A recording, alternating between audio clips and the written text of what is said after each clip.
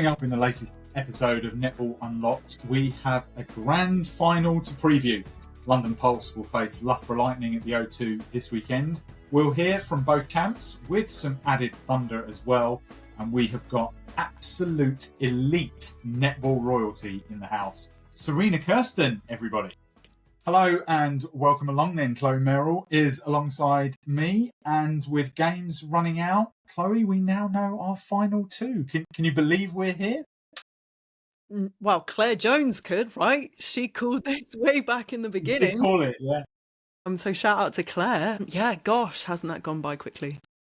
You said just before we started recording here, as we sit here in 30-degree heat at about 9 o'clock at night, we were sat here in hoodies to start the season, and now we're kind of on the brink. I don't want to get too big picture or too carried away just yet, but I think we've probably got the final the league deserves. Is that fair before we get into preview? I feel like maybe Pulse have probably been the dominant team and Lightning have found their feet despite a wobble at the end of the season.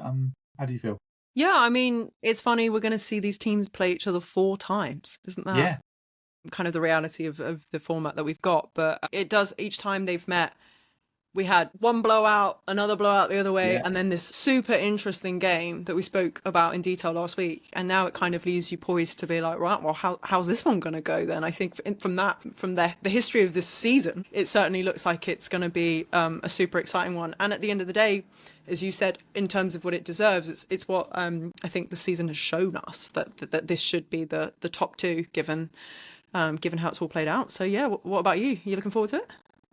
Yeah, ultimately first against second. I think sometimes when we have, in any sport, when we have playoff series or when we kind of have a different way of determining our champions rather than just like kind of the winners of a league, I feel like it's always good if you get first against second, right? I think those are the 2 teams who kind of put themselves in position. I think a word on Thunder, who we'll talk about in a little bit, but have had a terrific season. They've had to deal with so much, and Mavericks as well. Like we spoke about them a couple of weeks ago now, but 2 teams who had to deal with so much adversity in amongst this season of kind of real change, and more than anyone had to face the reality of what sport can throw at you, and that can be pretty heartbreaking sometimes. So I thought Karen Greig spoke absolutely brilliantly after her game, and we'll hear from her ourselves in a I do think they're worth calling out early, like how Thunder managed to pull themselves through this season and do such a good job is a credit to the credit.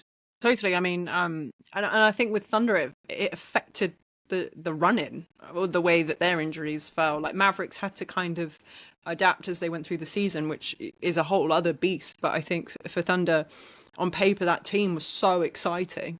We've got to remember that Natalie Metcalf was signed to it as well, and she's not injured. Obviously, she's had a happy, healthy baby. But I think that would have just been a very different. It could, it's a butterfly effect, right? What could have been, but to come back at it and then to get to the preliminary final with players you've worked back from injury and the journeys that those guys have been on, like Paige Reed and Lois Pearson, fought really, really hard to be there. And even Lois wasn't at full minutes, but was, putting on an unbelievable performance individually, I thought, in that game.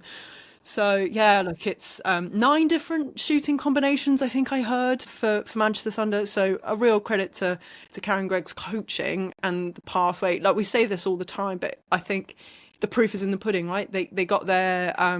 They came out all guns blazing against Lightning, a side that they never actually beat in the regular season. So yeah, look, I think we have to doff our cap somewhere to them for sure and acknowledge that. I think so, and in the spirit of doffing caps, Joe Hart and everybody. Yes, 200 up.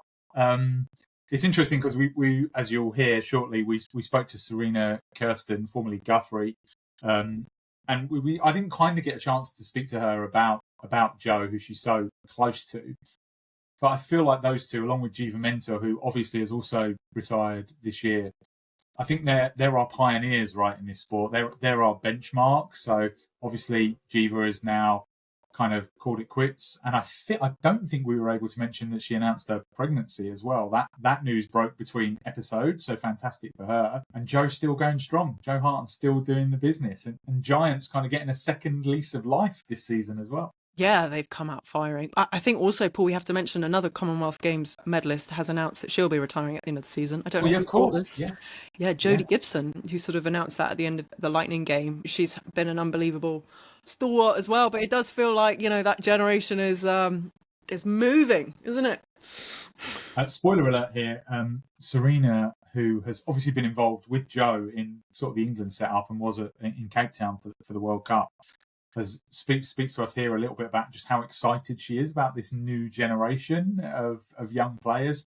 And it feels like, and I genuinely think you and I had this conversation in Liverpool, it's like, surely these guys are going to call it quits here. And here we are, like 6 years on, where they're finally calling it a day. And Joe hasn't quite called it quits yet. But yeah, look, brilliant careers. We've made a lot of Helen Howsby in the past, but I feel like Joe, Serena, and Jiva, really those kind of pioneers. I've said it once, but I don't hesitate in saying it again, in kind of showing the way forward for netball. And here we are, hopefully, the end of a first year of a brand new era. And we'll obviously get stuck into a preview in a second, but definitely worth a shout out for Joe and everything that she's done for the game. Absolutely. So moving on swiftly, preliminary final. Job done for Loughborough Lightning. It feels like we've said job done for Loughborough Lightning quite a bit this year. But you made this point brilliantly at the end of last week's pod. They haven't been in the best of form, really, if we kind of think about how they came into the preliminary final. But they went out, and after a tricky first quarter, just about kind of probably arm wrestled their way into the final. I don't know, arm wrestle. I think it was quite dominant in the end, if I'm being honest, Paul. But one of the things I think I said, to quote myself, was that Thunder have to keep Sammy Wallace-Joseph still. Yeah, true.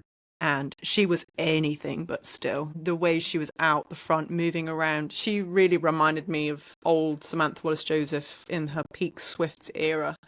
That kind of caliber of player, like that's the performance that I think Lightning were probably waiting for from her.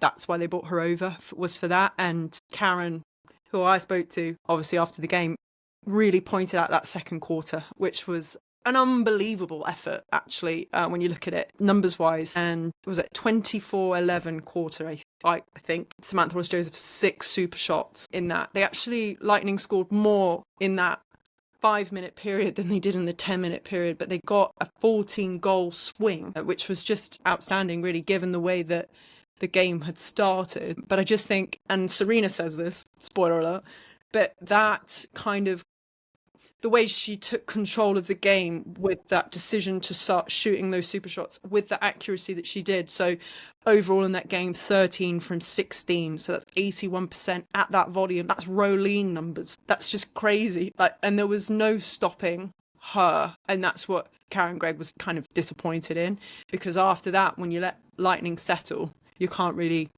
do much to stop that. And I think probably from a Thunder point of view, there were some players that didn't have the performances that they needed to have throughout that game. And that was credit to Lightning, but also I think some of those Thunder players will probably be a bit disappointed with how they came out in the light of like that. And I think that's the thing about the super shot.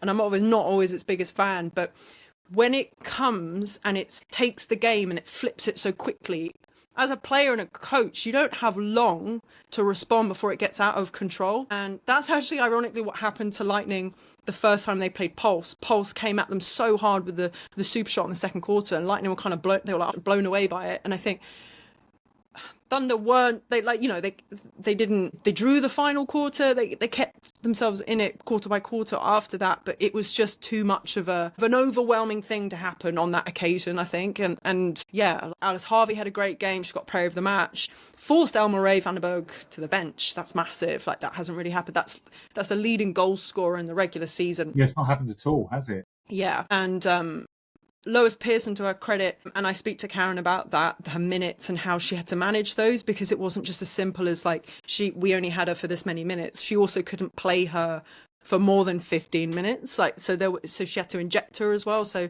we spoke about this on this podcast before, about the difficulty of that on top of all the other things that are going on. You've got someone with a stopwatch being like, okay, she has to come off, she has to go on. Like, when do I play her? When's good? And that disruption, that disconnectedness in the defence ultimately, followed by some key misses, I felt, in that second quarter where Thunder could have kept themselves in almost in a conversation of 2-point shots and didn't. And then kind of the undoing of the attack end, ultimately. It was, it was tough. Lightning were clinical. It was a big, it was a big preliminary final result for them. I feel like there's a lot to take out of it. I kind of think this is to Karen's credit. She recognised early that things weren't going their way, and she was trying to find a solution every time. And in a funny way, that can either help or hinder. That you never know when you're trying to constantly find a solution. I think we saw Nick Smith move back to goalkeeper at one point. We saw plenty of change in the attack end. And I think it's because, as you pointed out there, Lightning settled into their rhythm, and the idea was to try and disrupt that rhythm. And for whatever reason, it just wasn't possible. And sometimes a team just play really well. And I think we've been critical sometimes of Loughborough not having a plan B. But when plan A can work so well, they deserve an immense amount of credit for sticking to that. I think Ella Clark was brought on to try and change things for them. Yeah, that's fair. The two tall shooters did make it. And the super shot ability, like because I think then Berry re-entered the court kind of when Loughborough had it in the bag, so she started and then she sort of finished, but it was I think Clark that was there really to like do the job, and she was impressive. She was far more impressive against Thunder than she was against Pulse. She was kind of invisible against Pulse. Like Fumi was all over that. Ella Clark didn't have that pressure on her that she had against Pulse. I think for me, I spoke to Karen. I asked her, did you think it was the changes that Loughborough made in the second quarter? She said, no, it was the disconnectedness in our defence end during that super shot period. And I think one of the things about the super shot that is kind of disrupts traditional netball, and I think Serena gets at this a little bit, it's like, normally you have to win a game of netball, you have to oversupply your attack. But the 2-point shot eliminates that in a way, because you can score 2, so you can make up for not getting turnover. But the thing that Lightning did in that second quarter, this was me on my notes app in the arena with my laptop, but I had them at 100% centre pass to goal and then 100% turnover to goal.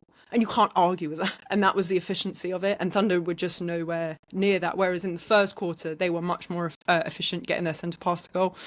But yeah, I think what's interesting going forwards is that moving Samantha Wallace-Joseph is a whole other different beast to what we saw in the semi-final against Pulse.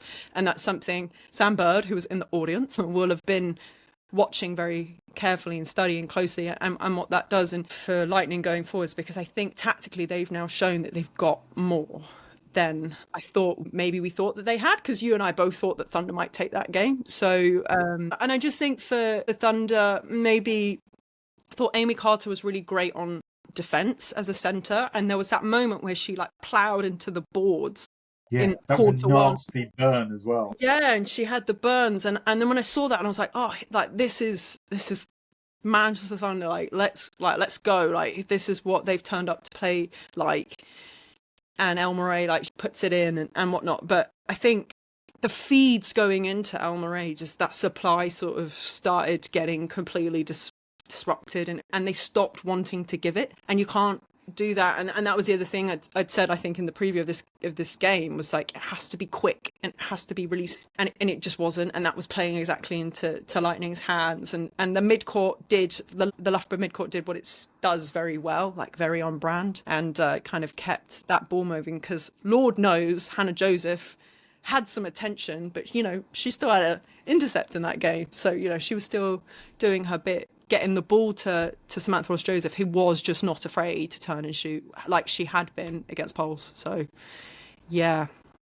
I felt like the first quarter as well, even though Thunder were in front, and maybe this was kind of the camera angle, you were there, but it felt like even though Thunder were in front, Lightning were finding a way, and Thunder were having to work very, very hard for the goals that got them in front. And I think ultimately, to your point there, Lightning stuck to what was working, and we kind of spoke about this a little bit about Pulse in the majors semi-final. It was like actually the signs were there, and I think sometimes having the courage of your convictions is really, really important. And I think even though Thunder were in front, it did feel like Lightning were doing things in a slightly better way in that first quarter, just in terms of their passages of play and their progress backwards and forwards up the court.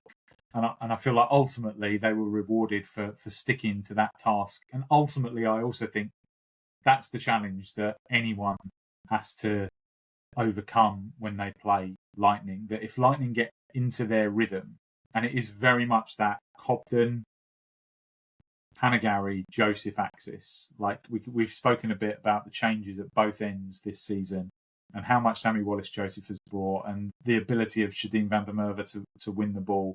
But to me, when that midcourt gets into a rhythm and is able to settle into that consistency of feed from Hannah Joseph and Beth Cobden being able to turn the ball over, and Nat Panagari just being able to be the second option and be in the places you don't. I think Nia Jones, who was brilliant in commentary, again, she said she does that stuff that not everybody sees. She's in the places where you don't always see her. And I feel like we say this a lot about some of the best centres in the league. They do the things that maybe person A who turns up at the arena doesn't really see. And I felt like Nat Panagari did that really, really well. And that trio just was able to function so well and made it difficult for Thunder just to get into a rhythm. And I think that was borne out by the fact they were trying to make the changes to stem the tide, and they just couldn't ultimately. Yeah, I mean, a revisionist look at it like I did with Pulse Lightning. There's a moment in the second quarter where Lightning listeners and viewers of this podcast should know by now the Lightning play, which is force, push high, push high, push high. Yeah. The Lightning trap being, if I push you up high, you're going to send a huge long ball over the top of us, and hopefully somebody's going to pick that up. And Paige Reed fell exactly into that trap, and Alice Harvey came out on the fly and got the ball, and that you might look at that moment and go, oh, right, this was when it all started to just kind of, no matter how many times as a coach you say in training, don't do that. That's exactly what they want to do. That's exactly what Thunder did. And there was just a lot, I think, particularly in the third quarter, where the feeds, the balls on the attack were just not going in, and there was so little defensive turnover. They just couldn't get back into it. And again, another shout out to Lois Pearson, who put up 9 out of 13 super shots. Like, that's some effort. And I think she, and there was a bit in the final quarter where I think it nearly could have been on. Like they reduced the deficit, but again, there was like an error or something that just kind of switched it straight back to Loughborough Lightning, and that was that. But I think a really strong performance from Lightning, exactly the kind of performance you want to have going into a final, and exactly the kind of performance that's going to send a little chill down Pulse's spine, because there was so much about that across the whole 7 and the subs that was strong. I think they needed it as well, right? Because we spoke about kind of how they stumbled into the postseason, and then obviously almost, we said this, they almost lost the game twice in the major semi-final, in that they sort of got themselves into a good lead. Pulse hauled themselves back into it, and then kind of Lightning finished the second quarter strongly in the major semi-final, and then obviously 6 in front with 3 minutes left to go. Like, Lightning were very much in control of that majors semi-final. We'll get into the grand final in a bit, but it feels like there's so much to kind of play around with here. Ultimately, we can talk about tactics and all the rest of it. Psychologically, I think Lightning needed that really strong performance to know what they are. Not that they doubt it in any way, shape or form, but sport puts you in that position sometimes where you might be the most dominant team in the world and you might be really comfortable and really confident in everything that you do. But if you start struggling and if you start losing a few games, then it becomes difficult to change your mindset. And I felt like a really strong performance was needed, and that's ultimately what Vic Burgess got. And we probably should never have doubted it, really, in hindsight. I don't think you can say that, but anyway, well, let's hear from the coaches, because I've talked about it a lot. So here's Karen after the loss.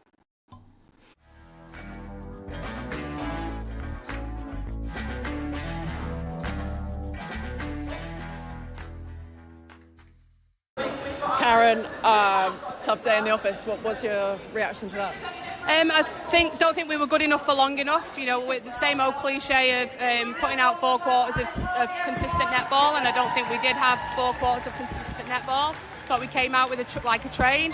We stuck to game plan. We executed game plan, and we caught them off guard. But we can't come back in the second quarter and kind of fall to pieces, which I felt that the wheels fell off at that point in that second quarter. And as soon as you give a team like Loughborough Lightning time to settle, especially in that 2-point time, it's always then going to be a battle to be able to pull it back. So, not good enough for long enough, I think, is probably the overall thoughts. And in that second quarter, was it their changes that you feel like had an impact? That was it because we had Jodie Gibson coming on and then Ella Clark coming on, and the reaction to that seemed a bit slow from you guys. I don't think it was their changes, to be honest. I felt like we were disconnected in defence. If you're going to let somebody just pop out the top of the circle and then land in the 2-point shot and let them do it, you've got to be prepared for the consequences of that, and we allowed that to happen too much. So I don't think it was necessarily their changes. I think it was our execution of our game plan. And I could see you managing Lois Pearson's minutes.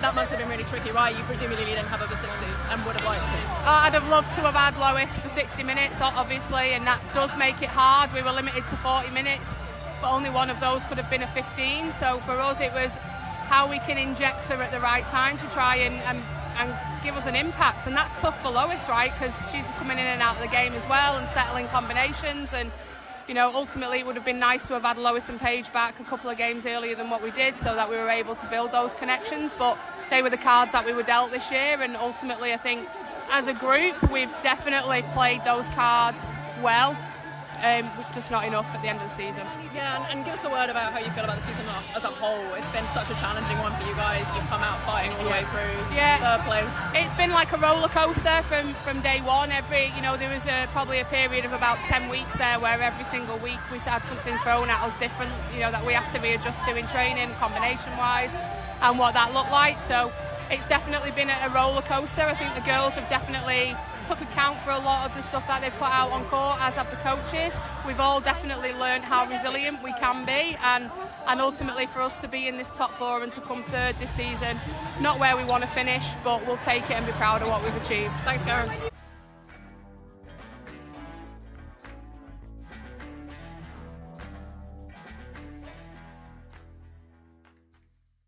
So that's Karen there talking about, as we said, that second quarter slide, but also interesting to see her describe the season as a roller coaster, because that's kind of what we said it was for them. And now to the winners camp, Vic Burgess.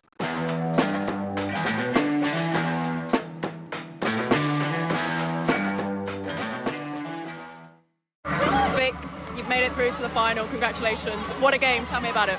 Yeah, I mean, awesome game. I think for us, credit to Thunder, they came out all guns blazing, didn't they? And took that first quarter from us. And I think for us, second quarter, we did speak in that quarter time, just having to step it up and look after possession more and make sure that we connect a bit more, because they were getting us in really wide positions. And so I think really pleased with the way that we battled back in that second quarter. And really proud of the girls that took the court as well. The impact that they had coming on and how they adapted across that game. And credit to Thunder, they always fight. They put a great fight, and give us something to think about through lots of moments. So massively pleased to be in the final, going to the O2. These girls are amazing. They'll have a real focus this week. We played Pulse last week, and that was pretty devastating, that loss by 1, and none of these girls want to feel like that again. So I think it'll be a real kind of big focus on, we reviewed that already, but actually now we need to action it. Alice Harvey got palmed, did really well, but for me Samantha Wallace-Joseph was outstanding for you today. I guess against Pulse they really shut her down, but today she was moving out the circle, shooting twos. Was that something that you really looked at coming against the Thunder side? Yeah, I'm not going to say too much. Well, okay. It depends, right? It depends what. Definitely for Thunder, we knew that that'd be impactful, and I think when we come against Pulse next week, it'll be, you know, where do we think that style is going to be impactful? So whether they're kind of sitting higher on us or sitting deeper on us. But we know we've done it all season. Like, there's been times where we've asked her to be a little bit deeper because we get the ball to her, and times where we've asked her to come out, and she's capable of doing that. So that's the beauty of it. So it'll probably be just down to us in how we utilise that game plan against Pulse. Were you aware that Sam Bird was here watching? I was aware, actually. Her daughter came to the University Open Day on Friday that I was working at, so I had a conversation with her there, and she did say she was coming to the game. Didn't give her any free tickets, like, but... And I guess big game at the O2. Up to 8,500, maybe more, coming to watch. You had the opportunity to do something historic. What are you going to do between now and then? Yeah, like, you know, we won this game, we're in the final, we'll celebrate that, but ultimately we've got a huge task ahead of us this week in that we get the opportunity, and, you know, we've earned the opportunity to be back in that final again, and it'll be a huge focus on what our game plan is, our, you know, making sure that we do those 1%ers off the court, making sure that we're physically, mentally ready. And these girls, you know, they're great at stepping up into like big occasions, so the O2 is just perfect for that. I've never been to the O2, so I'm looking forward to playing there, and I can't wait to see these guys, you know, have a good crack at it next Sunday. So yeah, massive focus, big prep week, and massively looking forward to it. Great, thank you very much. Thank you. Appreciate it.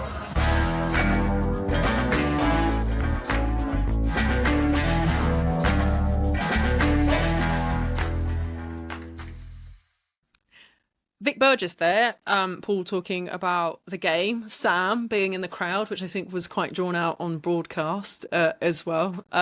Nice always hear Vic's sense of humour, but the O2 being quite a big stage that they're looking forward to as well. But what I think actually was most interesting was when I called her out on Samantha Wallace-Joseph moving around, and she sort of said she couldn't talk too much. So yeah.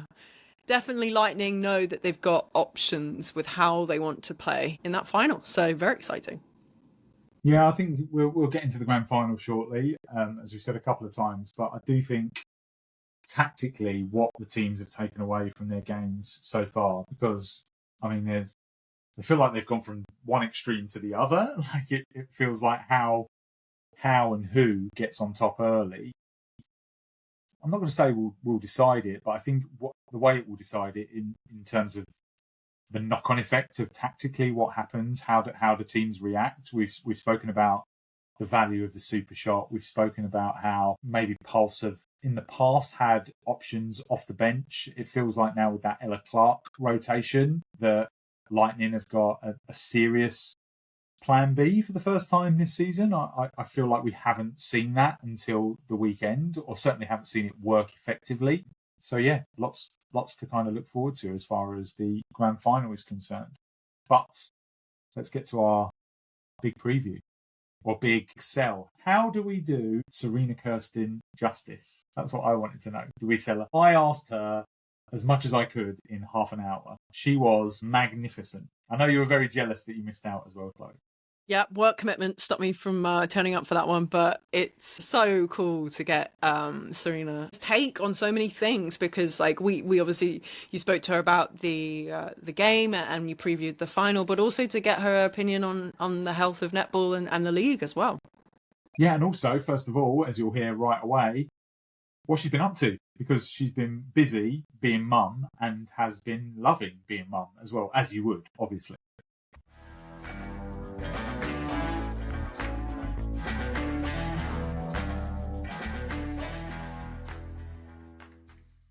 Right, I'm delighted. Netball Royalty joins us to look back at the weekend, look ahead, and first of all, for a bit of a general catch-up. Serena Kersten, how the hell are you, first of all? Yeah, I'm very well, thank you. Can't complain. It's been a great summer so far. So in terms of the present moment, very much enjoying the weather, enjoying being out and about with my two young children. And for those who don't know, I'm continuing on as my role for Jersey Netball at this current time as well. So still continuing to try and do things for netball over here. Have you got as much sunshine there as we've got here at the moment? Because it's fantastic at the minute. Yeah, I actually think England might have a bit more sunshine than Jersey for once, to be honest.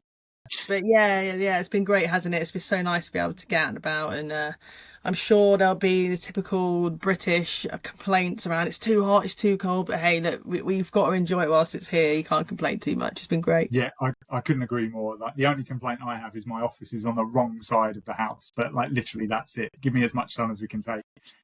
You mentioned sort of 2 young children. How is life as mum? Because we obviously haven't spoken to you and we kind of haven't heard from you much this season. Yeah, life's great. I mean, my youngest is now 11 months. I've been in the kind of 2 under 2 hole for the last 11 months, which has been much more difficult than any other netball game I've ever played, put it that way. But yeah, no, they're great. I love it. Being a mum's awesome. And I've been blessed with 2 absolute characters for children, which whenever I tell people this, they're like, well, are you really surprised? Because you're a bit of a character yourself. So yeah, no, it's great. It's great, and it's nice to be able to kind of, bringing our kids up by the ocean and things like that. This summer has been great for me in terms of that nostalgic feeling, building sandcastles on the beaches that I used to grow up on. So yeah, really fun. That's really, really cool. I kind of always quite envious of people who live by the sea, not just when the weather's nice. I just think it's just as cool sometimes to wrap up, right, and go for a bit of a walk. That's just as cool. Yeah. Onto netball, you mentioned sort of your role with Jersey Netball. How's that been going? What have you been up to? What sort of strides you've been making there? Yeah, so we were, I wouldn't say lucky, but fortunate enough to be promoted into Prem 3 this year. So I'm lead coach of our kind of top team over here, Jersey Jets. So that's something that I was pushing for, was to get Jersey back in the Prem leagues. So we managed to achieve that this season, which is great. And then the big thing for us, which is probably the bugbear for many sports teams, but especially netball, is facilities, right? So something I'm pushing big for over here is to try and get a centre built for netball over here, which, we are making good strides towards. So probably for the first time in 3 years, it feels like a good headache, not a bad headache to have, which is great. It seems to be like netball's perennial challenge, right? Doesn't it? Overcoming these obstacles. We'll get onto this season and this new dawn of a new era in good time. But it does feel like netball is forever having these challenges. My daughter's netball courts, apparently, there's a bit of chat they're going to be turned into 5-a-side football courts, which seems ridiculous. They've been netball courts for like 25 years since I was growing up. It's a challenge, isn't it? It's a huge challenge, and it's a difficult one, I think, because of the size of the game at the minute. It's difficult. You're not going to get 100,000 seat stadium built because it's just again not sustainable. But equally, we need to be out in these kind of medium size facilities. And even the same, like for community, the amount of women and girls who are actually playing netball is insane. Like we're the second largest participation sport here in Jersey. But equally, if I was a male sport, I wouldn't have an issue of facilities. And I've been quite vocal about this over the last couple of weeks, in particular with our government. Unfortunately, we're still in a space where I think female sport in general is still underinvested in and undervalued. And it's going to just kind of take a little bit more time, I think, until we start moving into a space where we see these things popping up as a norm, not as a wow, this is pioneering or this is the first of its kind. Yeah, I think it's just probably a bit of an indicator, I think, actually, of where we're still at. Some great things going on, some amazing people doing some amazing work, but ultimately, still finding things around that kind of commercial side and facilities being a challenge to the sport in general, whether it's, like you say, your daughter, grassroots and community side right through to the elite side. I think what you just said there, making it sort of the norm rather than just a wow moment, is something that kind of feels like it's a conversation that's been going on forever. You've been around the netball world for a long time. What have you made of the new era then, Serena? Have you been able to catch up on much of it? Been staying in touch? Yeah. No, I love watching it. My daughter Remy loves watching it as well now, and that's I haven't pushed her. I've just kind of had it on, and she's keeps telling me, I'm going to play netball one day, mummy. I'm like, yeah, well, if you want to, but football's got more money in it. But at the moment, if you want to play netball, that's fine. But yeah, I think it's the refresh that the league needed. That's number one. I think we all kind of sensed it was getting a bit stale, as it were. He had pressure from broadcasters, he had pressure from fans. It was going okay, but it wasn't. The league wasn't accelerating as at the speed it needs to remain competitive to other female products now out there. And I think it's been great to see kind of that pilot year, the introduction of the super shot, which is obviously always gonna cause a bit of controversy and things like that. So it's great to see us, finally pull the trigger and be brave and take the risk and go, hey, no, like we deserve a proper space when it comes to the sports industry.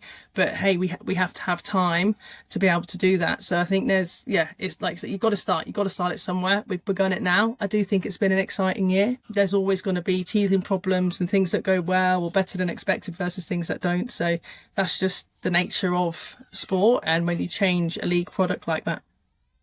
I think much of the conversation we had in the early weeks of the season, obviously the second half of the season tended to focus obviously on the sporting nature of things, was really about kind of, right, this has to be point number one. It's almost next summer and the summer after that are just as important as to how we as a sport react and evolve and all of those things. So I suppose the big things, you mentioned the super shot, the tactical timeout and maybe the arena games. Where do you think there have been wins and losses so far? I personally love the tactical timeouts. I think it allows people to get an insight into the game that they never had before in terms of getting closer to the team, maybe an understanding as to why certain changes are made, languages and different vibes of coaches and teammates and things like that.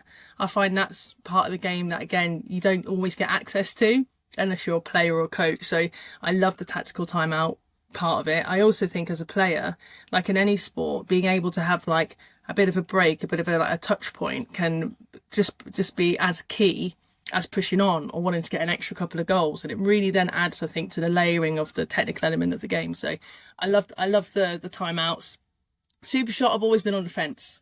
To be honest with you, I probably never had the most popular opinion around it when it first came out in Suncorp. And like, don't get me wrong, I think we've seen some brilliant things happen with Super Shot this year, but for me, sometimes it takes away from the reality and the kind of the raw side of the game in and around like just that pure, beautiful invasion element that you get to netball, where it's just swinging the ball, clean lines and angles, a team just absolutely killing it.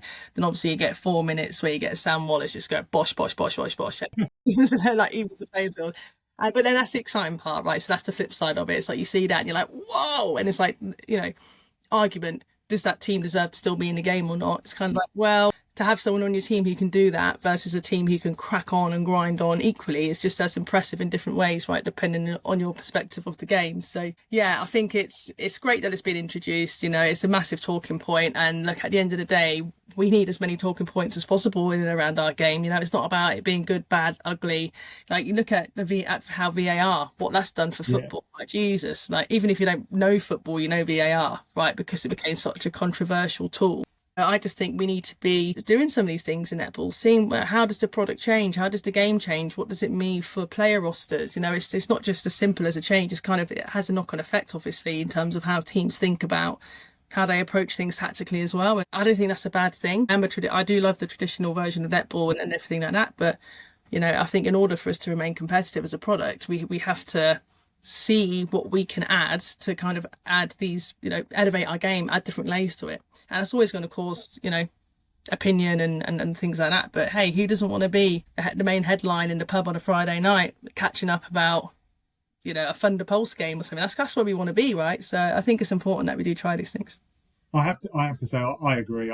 Chloe was very much sort of anti it, and I was kind of more, maybe because I've covered so many sports down the years, I think we need to try something, because I think your point about visibility is such a big one, because I think as a journalist for 20 years, talking about something that happened is really where you want to get, where it becomes the norm again, right? And I think I've certainly heard, whether it's at games I've been to or even at my daughter's matches, people talking about the netball the night before. And I have to say, it hasn't always been like that. And I don't know whether it's the super shot or whether it's the product, but it does feel like the first maybe tentative steps are being taken in that direction.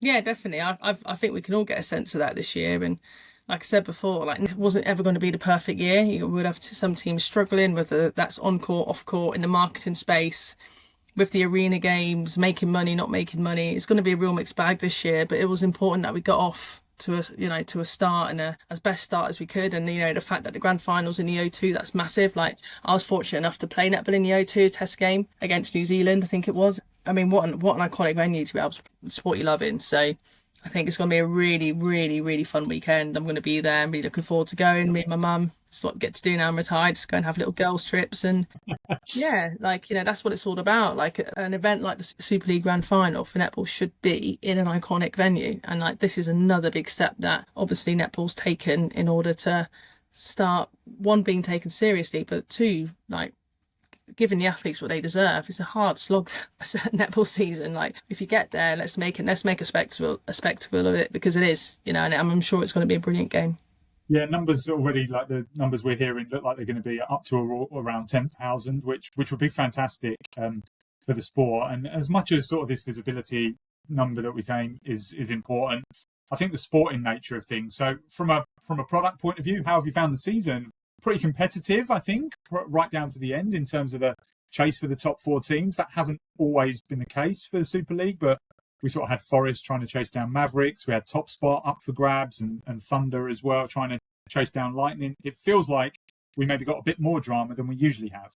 Yeah, definitely. Like, I think probably the last 2 to 3 seasons, we've had like Thunder locking in a semi-final spot, like 5 rounds out or something crazy like that, and it's like, that's great for them, well done Thunder, but ultimately as a fan you want bums on seats. You need people going to games not knowing what the outcome's going to be. I think Forest has been brilliant for that this year. I've really loved the way Chelsea and her group have gone about their netball, and like almost being a disruptor that could also be in the top 4, which I think is wicked for a first year. You know, kind of chaos factor, right? We love a bit of that. Yeah, exactly. You know, and so they've been probably one of my favourite teams to watch, and I really love the brand of netball that they're trying to play as well. So I'm really looking forward to seeing what they do next season, continuing to build. But equally, like, you know, a Panthers, you know, again, I know it's been some similar like players and coaches coming in across into that space, but again, just seeing them kind of just come into the mix at different times in the season. Like Pulse, again, they're just going from strength to strength, but you would expect that from them now, right? You know, you wouldn't expect them to kind of see where they were 4 years ago. So it's been quite nice to see them be now consistently a name and a face up in that top 4 space. And obviously you've got your staples, Loughboroughs and Thunders as well, but it's been nice to be going into games not quite knowing more often than not this year. And again, some of the super shot obviously has worked really well in that space when you've got kind of games being won by a handful, which is the whole reason why it's being looked at. Because if you've got games being won by 2, 3, 4, 5, likelihood is you want to stay in your seat. You're not going to go home and get it on YouTube on the way home, you know. So these are the types of things that we live for as fans, right? We want to see those close-knit games, and I just hope that next week's going to be one of those as well. It does feel like we've got that jeopardy, haven't we? I think when we watched Pulse Lightning a couple of weeks ago, we weren't quite sure. At the weekend, we weren't sure whether it would go Thunder or Lightning's way. And I think we've probably got a final that's going to go the same way. Just looking back at the weekend, was there anything that stood out to you in particular as to what got Lightning over the line? Was it as simple as experience? Well, not really. I mean, this is, I mean, yes, okay, you can argue experience, but for me, again, it's just the power of the super shot, isn't it? You know, Sam Wallace just decided to go, I'm just going to put how many ever in a row up and just put a team right back in the running race. And I think, you know, that obviously really threw Thunder, you know, and they obviously couldn't get a foothold back in the game because of that pressure. But hey, that's you know, they'll have to live with that now. That'll be learning for that particular group if they stay together next year. And from a Lightning space, I think they can probably feel pretty confident as long as Sam Wallace shows up that, you know, why can't she do it again? So I think, you know, that for me, bit of experience, but also you can't look away from, you know, that, what was it, 5-6 goals in a row that she just smashed out. So, you know, if you were to take that away, would it have been a different game? And this is what's really annoying as a coach as well. You'd be sitting there and it's like you're looking at all these fine lines and margins and these 2-minute periods, 1-minute periods, you know, runs of 3 versus your runs of 2. And now you have to look at this part of the game, right, the super shot part of the game, and it can take away from what has been really incredible performances. Not necessarily like outstanding and up there and redlining the whole time, but doesn't take away anything from what Loughborough or Thunder did. Sorry, it's just, you know, but then the equivalent to that is like football, Ronaldo 3-kick top corner ridiculousness, you know. So it's just kind of like, it swings and roundabouts, isn't it? Like, you know, it's the part, like I say, it's the part of the game that we like to talk about and get excited about.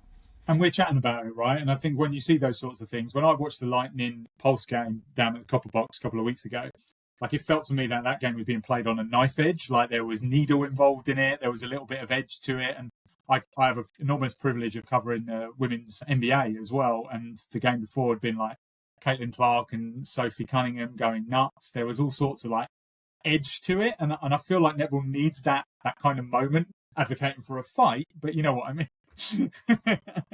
You know what I mean. Right. No, you're totally right. Like, you know, you want, and again, like, one thing that I've always said to people is like, netball looks great on the TV, but when you're there, you know, watching it live, it's actually like completely different level. And as a fan, to go in and see some of that edge and to see, you know, that feel that tension, right? It's live sport. It's like going and watch a live performance like the West End or something. Like, you know, you're following the journey of the game and the story of the game.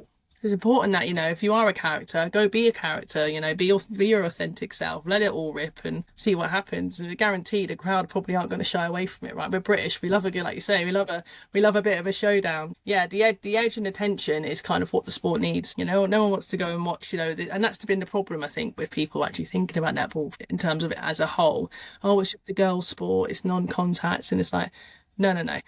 Get yourself down to a game and tell me how you feel afterwards, because, you know, there is that edge and that tension more often than not these days, but that needs to continue, right? The athletes are hungry, they train their butts off, you know, they want to be the best that they can be, and the games are the be all and end all every week. It's like life or death, you know, you're going toe to toe on the line. And I think as an athlete, it's important to show that passion and that want and that hunger. And equally the other side, like when you haven't won the game, or, you know, it's okay to be upset about it. Yeah, you don't want to take those things out of the game, because that helps people to connect to what they're doing. So it's important that we see it. I think for me as well, part of the sort of this, I suppose one of the disappointments this season is, whilst we've had the coverage and we've had it on the BBC and we've had it on Sky, we've not seen much like via mainstream media in terms of kind of reporting on it. Like, I've seen very little build up to the grand final so far. It is still early in the week, but I've not seen much reflecting on the season.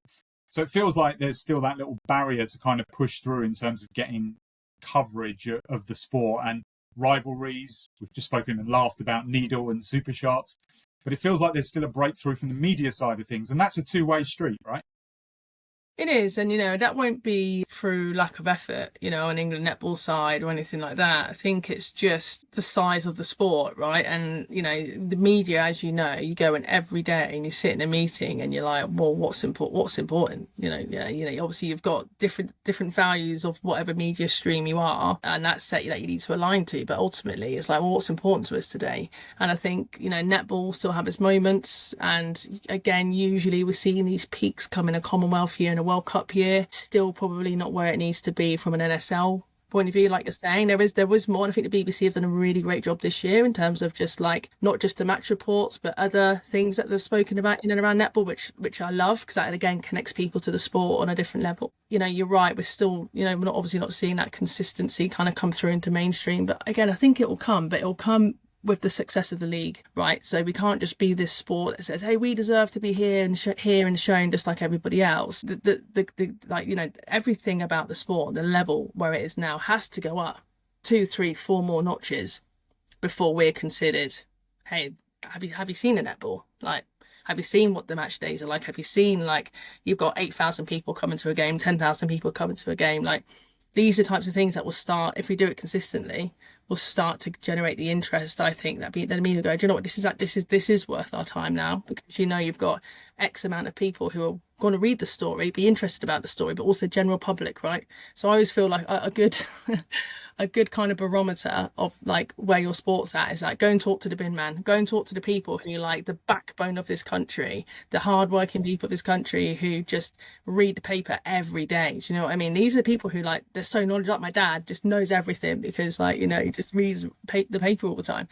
Like, when that starts happening, that's how you know that you're kind of like, you're jumping into the mainstream. But you're right, the media also have a responsibility to believe enough that this is worthy, you know, because at the end of the day, we could have the best league in the world, but if they choose not to report on it, then it gives us nothing, it leaves us nowhere, right? So we've got to keep pushing, we've got to do our bit, and we've got to kind of like keep that top-down pressure, you know, saying, hey, do you know about this? Hey, have you heard about this? Hey, this is what we're doing. And just keep shouting about it, because it is more competitive than ever now. Because even like men's sports, you know, like, we're all fighting for the same space. You know, the number of newspapers hasn't increased, it's actually decreased, you know, so the amount of space and time, you know, in terms of like getting that visibility, it is harder than ever, despite, you know, all these like omni channels and TikTok and all this stuff that's going on. Too much choice, Serena. So yeah, and that makes it hard as well. So it's like, do you want to be in the Telegraph, or do you want to be more online? It's all these decisions actually that we have to make as a sport. And for me, it becomes even harder to gauge, measure, because you're almost taking data from like 20 different platforms, and it's like, okay, what does that actually mean for the bigger picture? So there's a lot of work to be done in that space in general, and I think England Netball are looking at that, and they are passionate about where we're seen and making sure like being seen in the places you want to be seen, not just the odd drop in on with a big brand, a big name or a big channel, and then that's it. That's not sustainability. You want to be sustainably kind of embedded into sports life culture. That's what we want, and that might not be then all the big singing and dancing. It might just be that nice little gradual thread and flow that people talk about, and I prefer that gradual thread and flow really than kind of the big all singing and dancing, because that's how you know that you're onto something. People have got that continued interest in you, right? I think, I'm biased because I've covered sports, and I do think that biorhythm that comes with a natural season is what gives you the kind of narratives, the storylines and everything else that stitches through it. At the top of the game, obviously, is where maybe the most eyeballs are. You were obviously involved, you and Joe Hart were part of that England set up at the World Cup a few years ago. How did you enjoy that? And is that something you would reconsider? And it's obviously something that's around the corner in terms of the Commonwealth Games as well. Yeah, no, look, it was lovely. It was amazing being a part of it from a different angle. Big learning curve for me as well, obviously going from kind of athlete to staff. And Jo, she got the rougher end of the stick. I wasn't involved in all the meetings. I was like, I'm just off out for a walk. She's like, I've got another meeting. So yeah, if Jeff sees this, he'll probably make a giggle. We're both adjusting to that. But yeah, look, I think it was great to be involved, but all you really want to be able to do is to add value. I wasn't, it's certainly not a holiday. I'm certainly not there just to catch up with my old teammates. It was everything about what we did is had to add value, and I'm still really conscious of that. And I will be looking to go back in over the next couple of years and do some stuff. Obviously, a very different new group, some brilliant again personalities and young talent as well. So really looking forward to kind of getting to know the new girls, or maybe I'm the new girl now. I don't know. I don't know how I'm viewed. Do I go from being old to being new again? Who knows? But yeah, it'd be nice. Well, I interviewed Gracie Smith at the start of the year before the season started, Serena, and she said you were her idol. So there you go. So okay. You might be okay. Okay, cool. Nice. Well, you never know how long. The games move so fast now. Right? You never know how if people even know, remember what you did or where you played. Really. So thanks, Gracie. Let's catch you. But yeah, no, it'd be nice. It'd be nice to go back in and, like I say, just get to know this group, which I think is a really this could be such a powerful group in terms of the talent, the potential. It makes it really a really exciting time probably to be people like Jess and Anna at the moment. So yeah, it'd be nice. It'd be nice to go back in and see where they're at. What about your own sort of coaching aspirations, Serena? You're over there in Jersey at the moment. We sort of mentioned a little bit about the kind of England role that you've had. You seem super happy where you are. I would be as well. Why would you want to leave the seaside? But do you see yourself kind of moving on in the coaching world, or maybe thinking about it at some point? Honestly, no. I think what a job.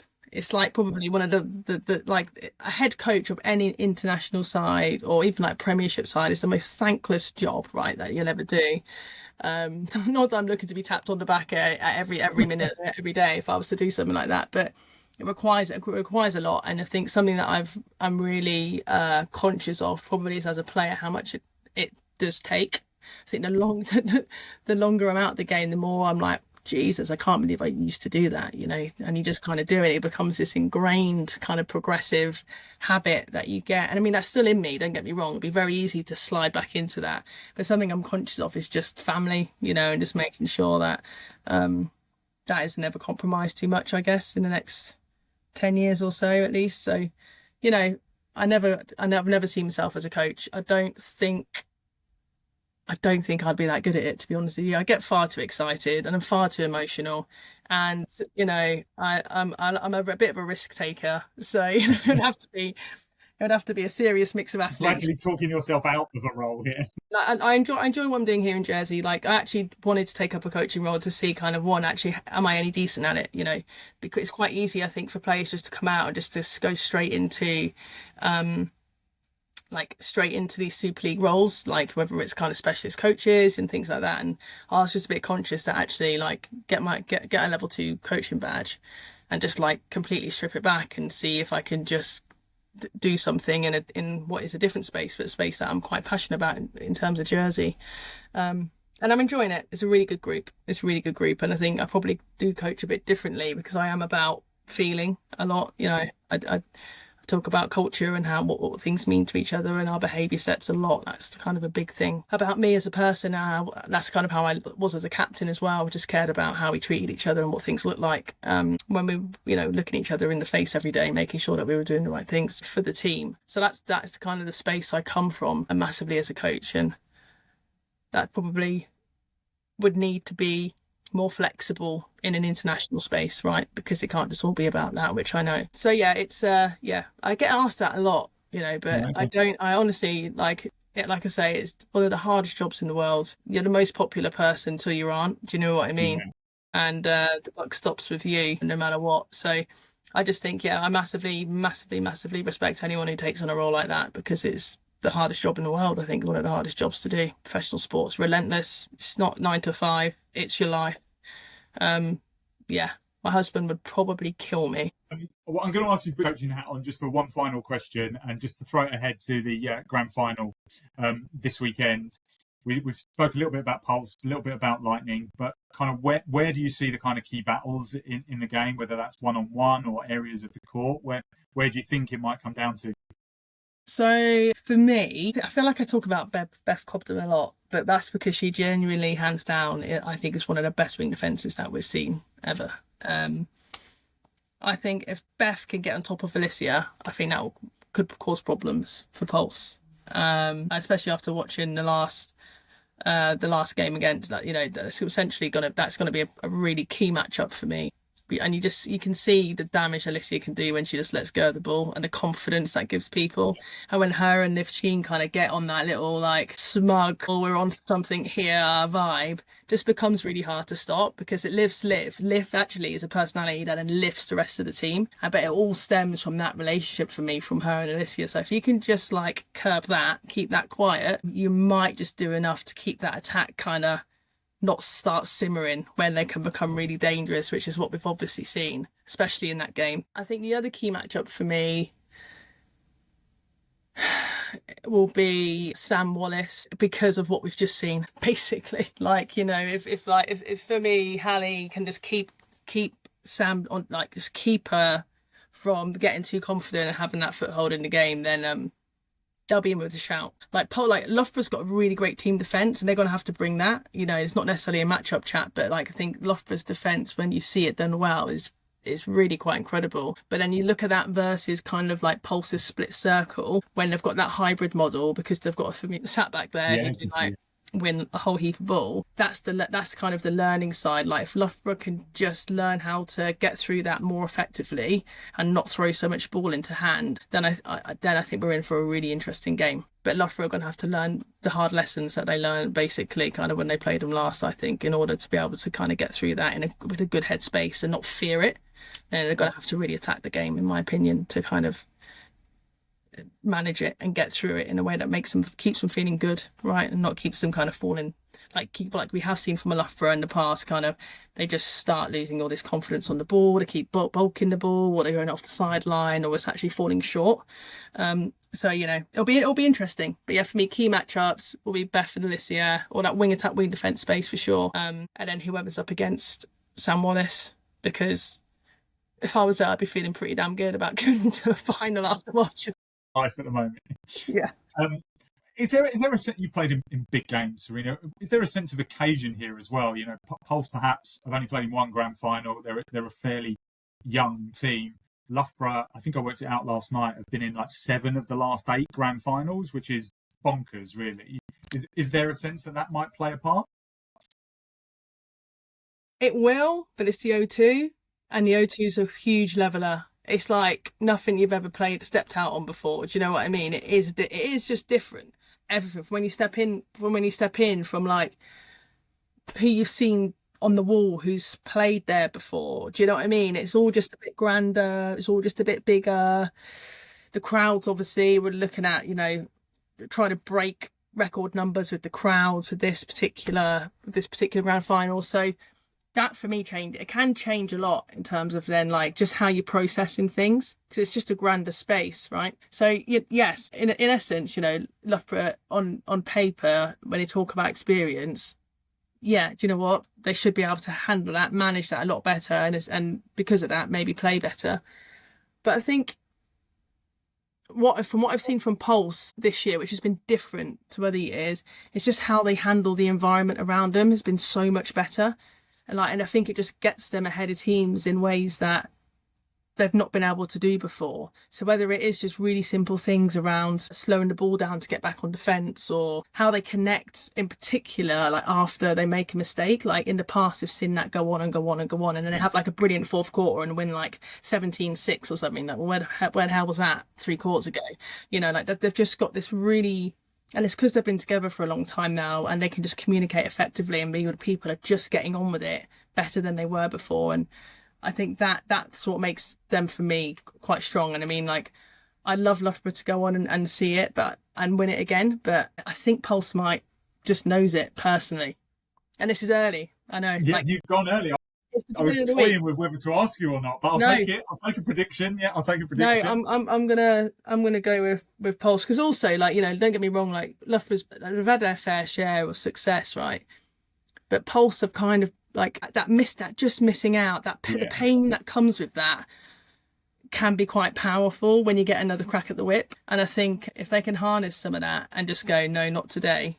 Like today, it's going to be a Pulse day, then I think Loughborough will struggle to kind of stay with them, unless Sam Wallace comes out of the closet and just kind of keeps them in the game. Right? Yeah, so but that's why I think it's going to be an exciting game. Yeah. I think it's the time for Pulse now. It's the right time.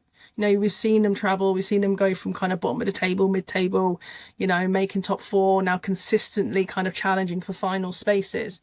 I think if now's the time they're going to do it, it has to be. I think it's now, personally. So, no pressure, Pulse, but Serena's expecting big things, and I'll be there. And look, listen, I could carry on talking to you, but you've got things to do. We've all got things to do. It's going to be a fantastic occasion this weekend. Enjoy it, and enjoy your weekend away with Mum as well. And we'll catch up soon. Thank you for joining us, Serena.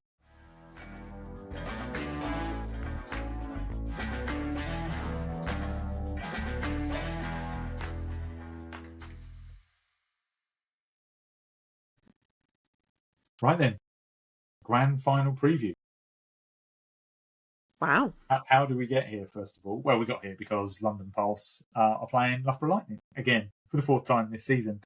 There's a lot to take in here, and Serena was brilliant on a number of aspects. I thought she was great on the experience of the occasion, but as someone who's played at the O2, she was like, that in itself is something that's brand new. And maybe that's where we start this conversation, Chloe, right? Because not a huge amount of experience of playing at the O2, a bit of a new venue for us. We've seen some international netball there, but certainly not much in the way of domestic netball. We're led to believe we're on course for around 10,000 fans there, which off the bat is super, super positive. Where do you stand on the venue and kind of the setup, first of all, before we get into the tactics of it? It's ambitious to have picked the O2, I think, and to have launched the season with that. Sort of spoke about the league's ambitions, Claire Nelson's ambitions for it. To hear that, I think 8,500 hoping for 10, that's the biggest grand final we've ever had. So you have to look at that and say that's progress, that's success for sure. And there's a lot to the O2 as an event space, so it'll be really interesting to see how that looks and feels, and how the netball looks as well on the court, because I think we've started to, now we've moved netball around the country a lot. We've got a site for what's a good venue, what's not a good venue. But Vic as well said she's never been to the O2, so that's going to be new for her as well. And I think we've had a few grand finals at the Copper Box, and you've had people going, is this fair? I guess that takes all the air out of that balloon, and you just chuck it in to turn up ladies, let's go. So no, I think it's cool. I think it's, I can see the commercial vision to have a brand like the O2 stuck at the end. Yeah, but I think it's a wait and see to how it goes and feels, because 10,000 people, if it is up to that, because obviously perhaps there's some folks who have waited to buy their tickets to, wait for their team to make it. That's a lot of folks. So yeah, what about you? What do you think? Yeah, I agree. I've watched darts, I've watched wrestling, I've watched boxing.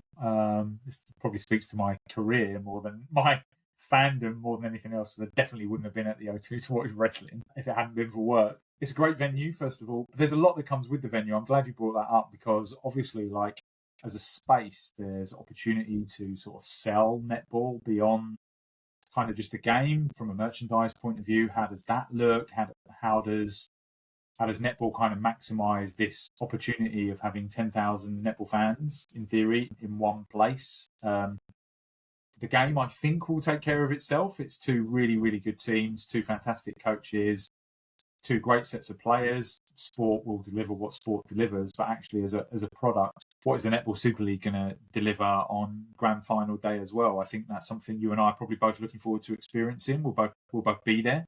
Quite how that looks is interesting to me, and I think that's partly because I'm of the opinion that this is like a huge season, like everybody, and it's like, what do we learn from this season? Do we learn that the O2 is a good enough venue? Do we learn that we've maybe got 4 teams that we can market really well and 4 teams that we can't market? Not so. I'm speaking hypothetically here, but that's the sort of stuff you can learn from an occasion like the grand final. So it will be interesting to get some big picture thoughts. We'll see who we can speak to while we're there, Chloe, and the next episode might be a bit of a bumper one, because we might have winners, losers, and anyone else in between, because we'll both be there doing our bit.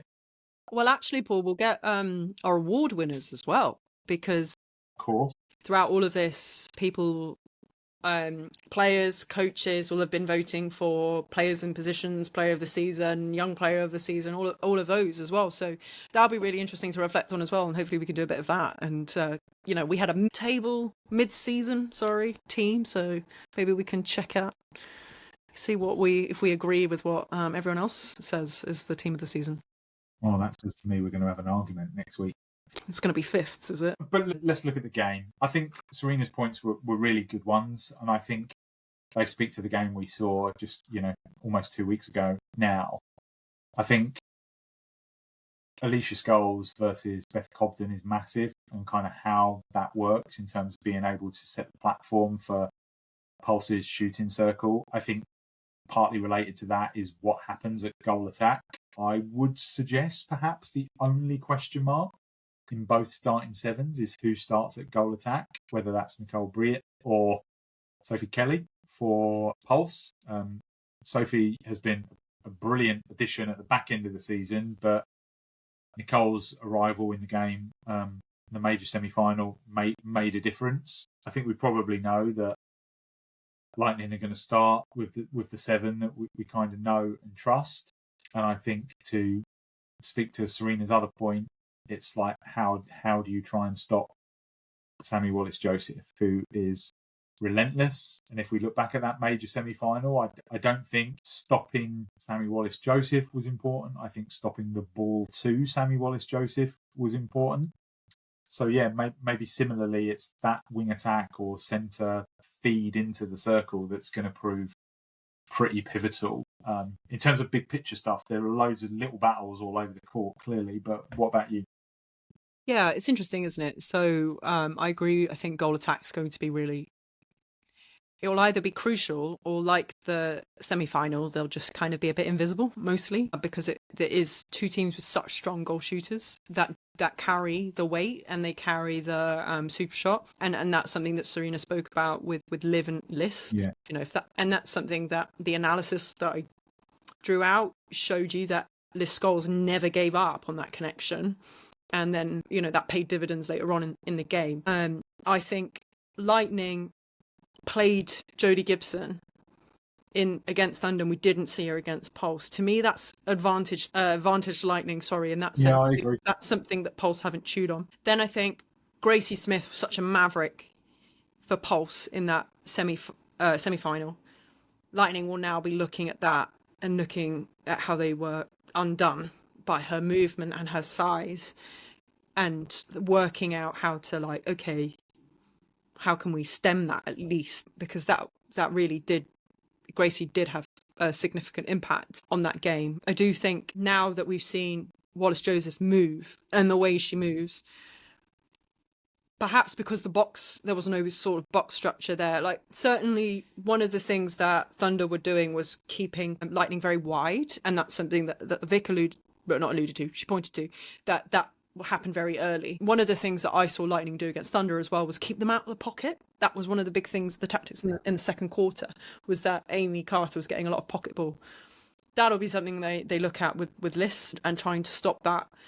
I do think Sophie Kelly will have gone away and probably gone, right, I can't be taken off after 10 minutes again.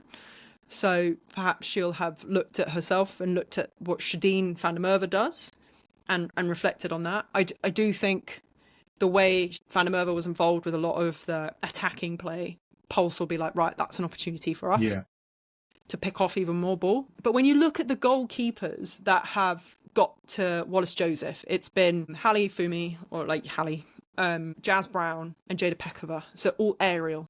So it'd be really interesting to see if Wallace-Joseph is now moving very well, if Lightning look at that feed differently and really work on that. Because one of the things that struck me about Lightning was, like, they just looked underprepared for what we expected from Pulse. Like I said to you, Pulse don't change really. They're just really good at doing what they do very well. So I do think Lightning can offer more. But let's take a step back for a second and do storylines. You know, Pulse are on for a treble. Yes. Super Cup, regular season winners, title, first ever title. That's massive. Lightning obviously trying to do 3 in a row that's never been done. Jodie Gibson playing in her last game. There's a lot of emotion in this game too. So it's going to be the occasion. And I don't know if I buy into necessarily your fast start, just because I think the Super Shot can recover that. Yeah. So I think actually it's more about the accuracy of the shooters. Can they keep their head in the game? Can they keep it? Because actually the 2-point shot played a really big role in Thunder's loss to Lightning. And not only in the way that Lightning used it, but I was just sort of looking back at Thunder's stats. Paige Reed, 0 from 3. El Moray, 1 from 3. Lois Pearson made up for it in a way with 9 from 13. But it's also when you execute that in the game, you know, Lightning didn't have to worry about that because Samantha Wallace-Joseph didn't blink really. But yeah, I think it's a really compelling final, like it genuinely is, for sure. And I think the midcourt is going, midcourt's going to be really interesting. But how long are we keeping Tyler Orr on? When does Gracie Smith get injected? Those are all big questions for Pulse. I think your point there about sort of the attack end for Lightning is a really interesting one. I don't think Ella Clark will start, but it might be when do they decide to maybe twist, or when do they have to twist? Like, also there's a chance that certainly in sport that you kind of best lay plans and all that might have to kind of pivot like massively as to kind of what you want to do and how you want to do it. I think finding out quite how Pulse prepared to play Sammy Wallace-Joseph is particularly interesting. So why don't we hear from the camp itself? Let's chat to Halimat Adio.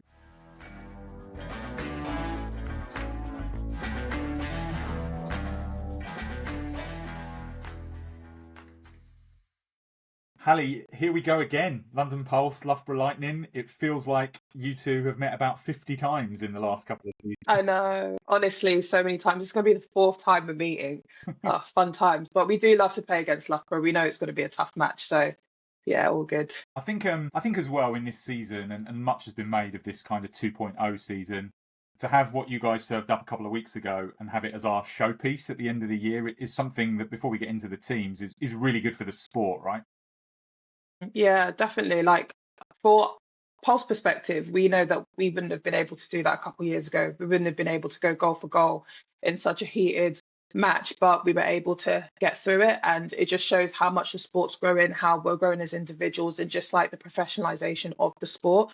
You can see that games are closer now, and it's just making people want to view it. I know someone it was their first time actually coming to an NSL match, and he was just so surprised at the speed and how intense the match was. And he was like, the arena, the vibes, the aura, it was just amazing. So the fact that people who have never watched netball are coming to matches and seeing a match like that just builds the sport and allows more people to come in and watch it. And on the face of it, at the moment, we're led to believe we're heading towards around 10,000 people at the O2 this weekend, which is pretty incredible, right? Yeah, definitely. It's amazing. First, I don't think I've ever played in front of that many people. So that's a bit scary for me, but I think it just shows the steps that the sport's going in, the growth of it. Like loads of people are telling me they're coming to my match and they want to come see it. How do they see it? I've had family members who have not really ever watched netball, or even, had a thought about it, being like, oh, can I come to your match? Like, what are the steps for me to get to a match? So I think it's really big for the sport and also big for us, because I've been in the game for 10 years and just seeing the growth of it has been phenomenal. And it just shows how the people who are working behind the scenes to make the sport grow bigger and get these fans in are doing a good job.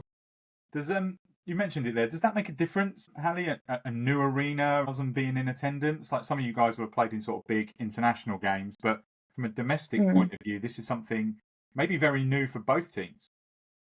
Yeah, definitely. I think, like, for me, I don't think I've ever played in front of that many people, but I always take it as the crowd's cheering for my team. So I kind of just have that in my head. And, we've all played in front of big crowds. So I just take it as like, there's this many people in here. I try not to overthink the amount of people there. And I just know that I have to put out a performance and hopefully come on the good side of that match.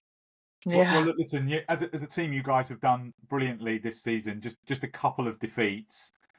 What perhaps have you done right over the course of the season? I spoke to Tyler and Nicole after about sort of 10 or 11 weeks, just after that mini wobble, and they said there was a nice kind of little reset in there, almost like a kick up the backside. But sort of, what's your take on the season and how it's played out? I think firstly, the people who have come into our club, like Tyler, has made a massive impact at Pulse. She's obviously brought her experience from Thunderbirds, and the way they are out there is professional, and the way they're all together, like they see each other off court, they see each other on court. I think she really tried to make sure that we can replicate that at our club, and that's something that we've obviously done. And obviously having Gracie in there, she's the youngest that we've ever had, so we need to make sure that we're making sure she's on job and also she's learning from us. Accountability is a massive thing. We weren't really like that previous seasons. I think there was some blame games going on previous seasons, but this season we said that we're all going to take individual accountability. And that's great, because firstly, no one can do the blame game because you've taken accountability of your performance. And also just the fact that we all have the same aim and we have the same goal. Yes, we've all got big personalities in the team, but we've managed to allow us to all gel together. And I think that's just, firstly, that was from the beginning of the season. And then I'd say mid-season, obviously having those losses affected us massively. And we try to not catastrophize it because it is in season, but it just allows us to have a look at ourselves, what we're doing and what we're not doing. Obviously, I know that we had those losses and we need to improve. And, it's all good and well us going through a whole season winning. So the losses mid-season really helped us because, we can go for a whole season not losing, but then we won't know what we need to improve on. So obviously our first loss against Loughborough, we saw what we needed to do, and then we were able to replicate that into our next match. And I think that's good for us because we're learning on the job and we're only going to get better. And I hope that, in the finals, we can definitely learn from all those matches that we've not had a great start or has been a bit patchy, and just make sure that we're not doing that in the finals so that we can be the best or put out the best performance possible. You mentioned a little bit about accountability, Hallie. How much of kind of maybe the senior players in the team and the leadership group taken a hold of that? Because you said you sort of had maybe not some issues, but things that sort of happened in the past. How have you guys been able to move that forward as a team? Is it genuinely that sense of togetherness that you've been able to foster? Yeah, I think it's also everyone buying in. Like every year we've always said that we want to have that togetherness. We've always wanted to go out more and do things together, but we've never really done the work to do it. Where this season we were like, okay, this is what we're going to do and we have to do it. Like we've started something called a burn book, which is basically, again, a way of keeping accountability, but on the fun side. So, if you're late to training, you have to put in £1, but that £1 goes to us like end of year going for drinks kind of vibes. So it's just making sure there's fun to it. I think leadership group, for example, me and Zara have different styles of leadership.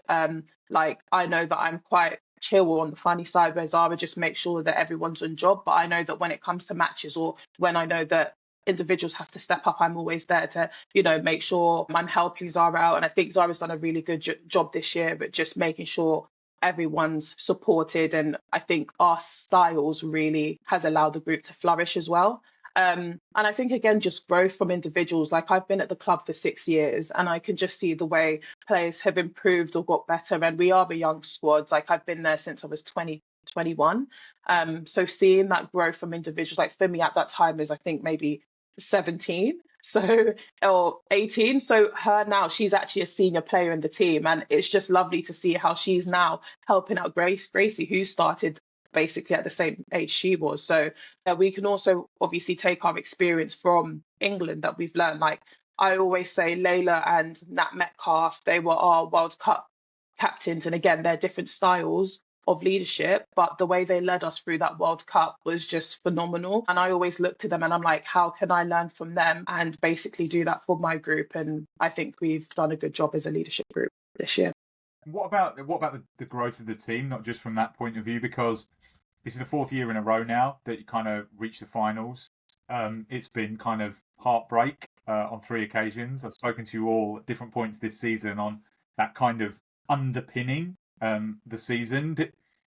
I don't know how to phrase it. Do you take a lot from that? Because when I spoke to Serena Kersten earlier this week, she was like, she felt that kind of coming so close can be a really powerful force for you guys. Has it been a little bit like that?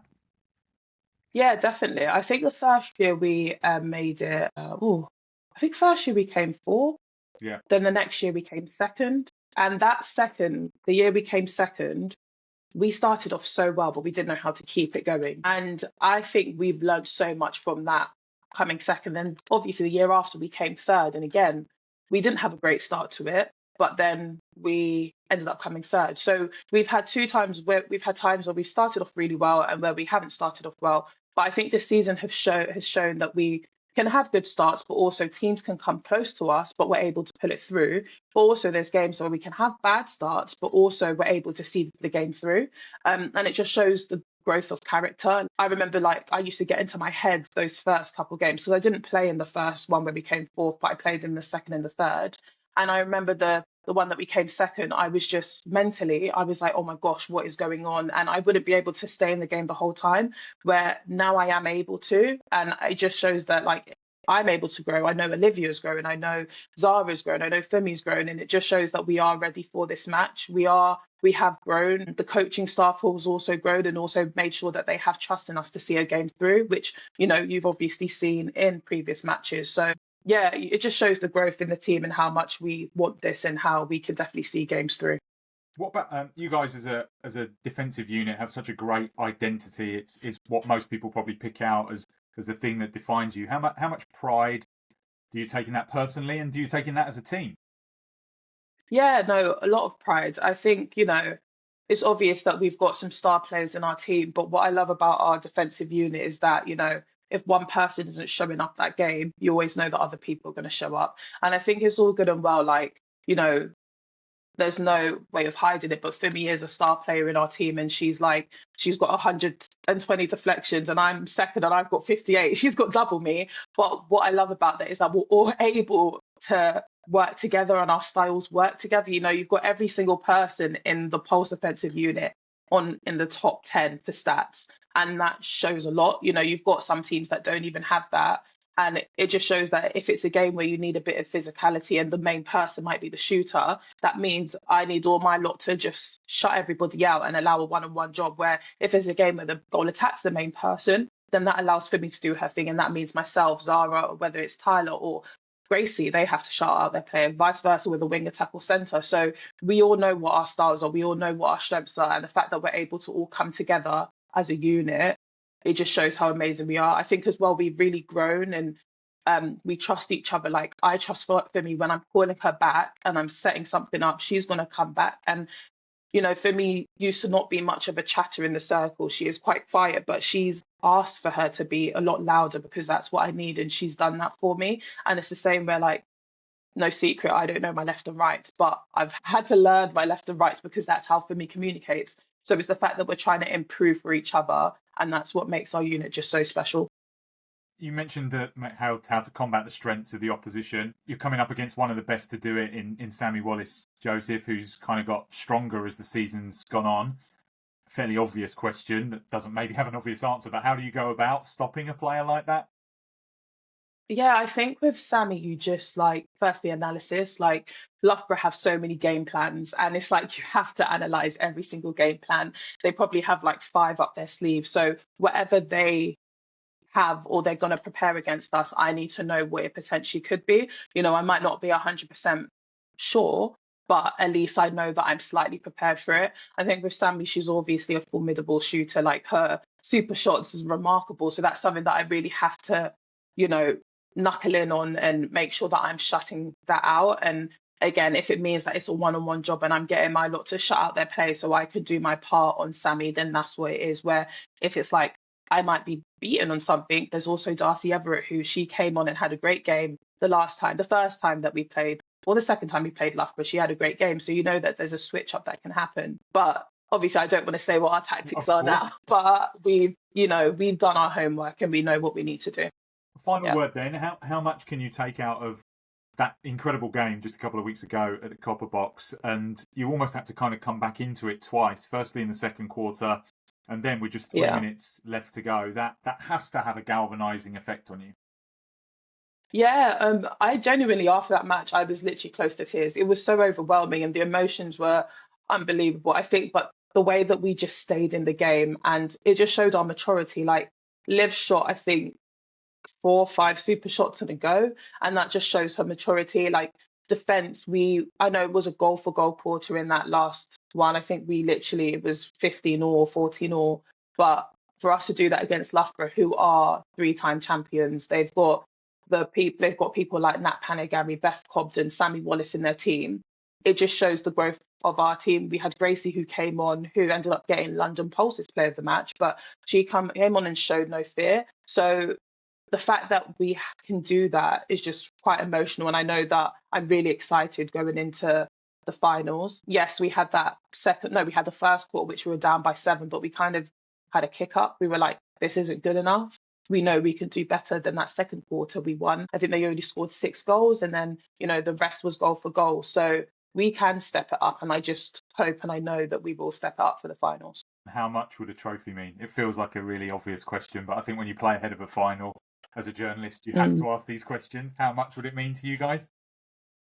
Yeah, I think it would mean a lot. You know, it's all good and well people saying like Pulse deserve it, but every team deserves a trophy. Like, it's unless you work for it. And I think we've been working for it. You can see that we've been working for it. So I just hope our work comes into fruition and like we can show why we are one of the best teams and why we have some of the best players in our group. But I know that I'm going to cry, as I can't hide my emotions. I'm very expressive, but probably the rest of the group will cry. I know Sam's going to cry. So it'll mean a lot. It'll mean a lot for the club. It'll mean a lot for London. Yeah.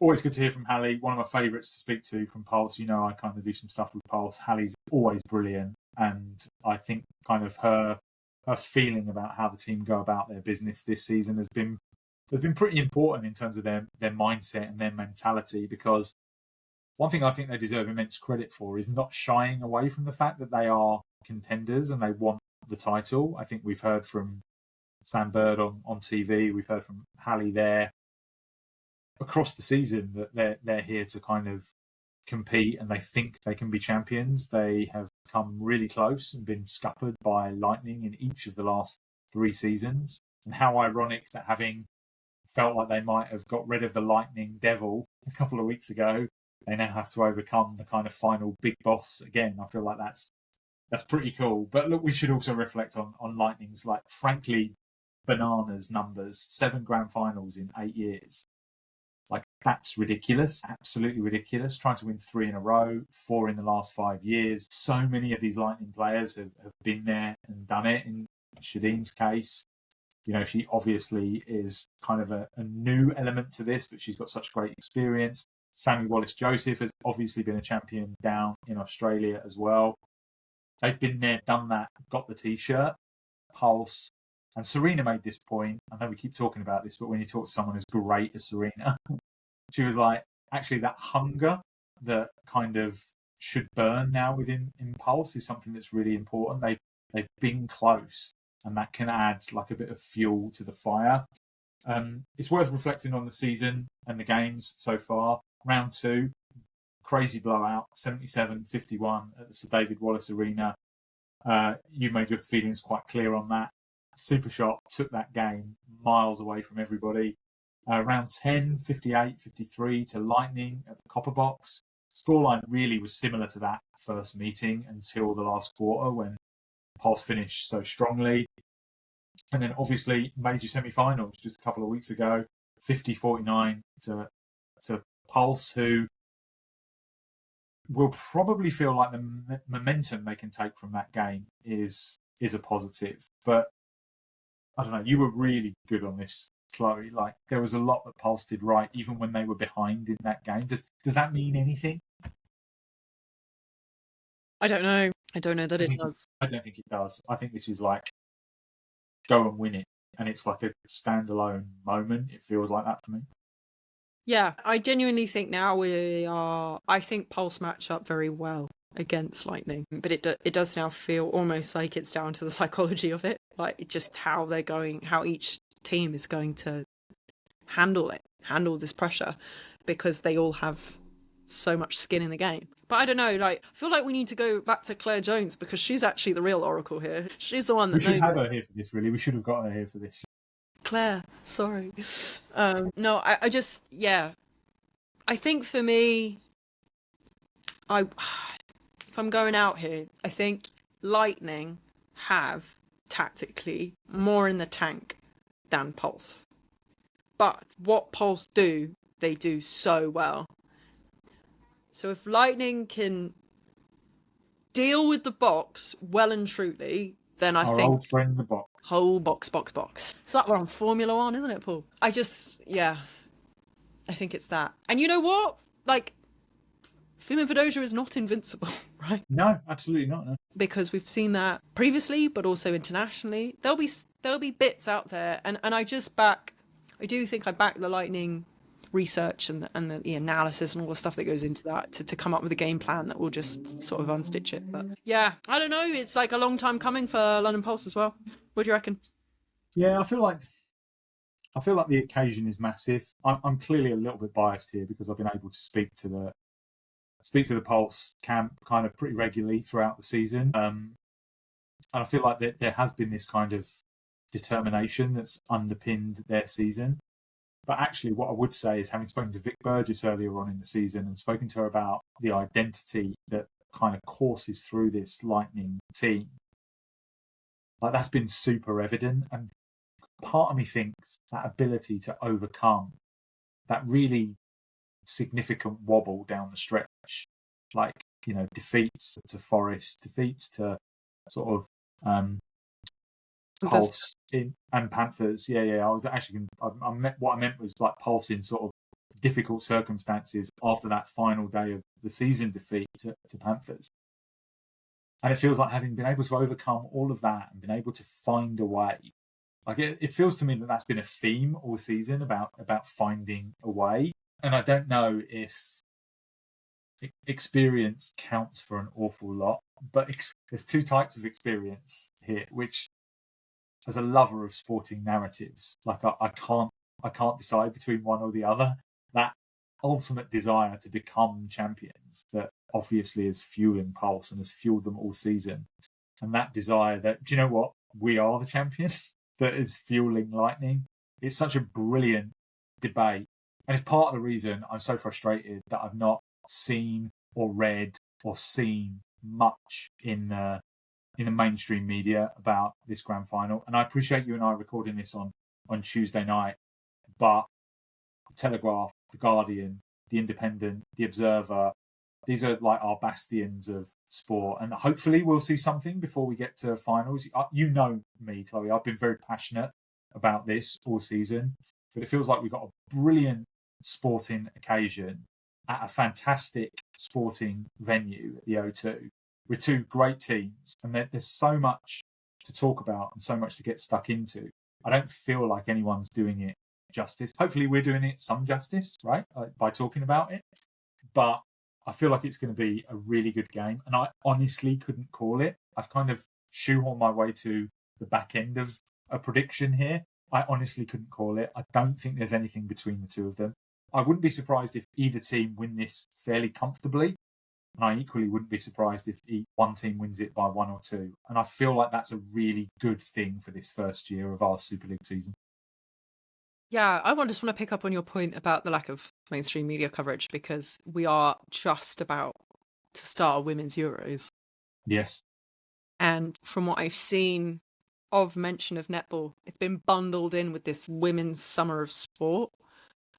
And it's just kind of like gets lost. Frustrating. Yeah, I think it is a bit lost. I mean, anybody that knows me knows that I'm like one of the biggest advocate of all women's sports. Like that's what a large part of what I do in my main job across all sports is promote women. And but I do resent that kind of bundling that does happen, because it's so unfair to an occasion like this and the effort that's gone into getting us here. I do think the characters, the cast, the stories are just worth a bit more than that. So yeah, like, and maybe when we look back, it will be the summer started with this, and netball will be but it will be at the front of a story that ends somewhere with rugby.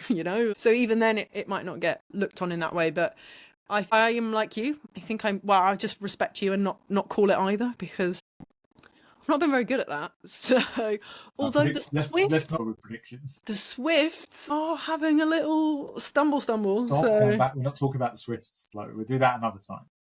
Anyway, look, it's great. I think it's going to be a cool final. I can't wait to be there. Can't wait to fit out, to see everybody, catch up with everybody, and enjoy it for what it is. Yeah, and I think ultimately, like, you and I have been critical at times this season.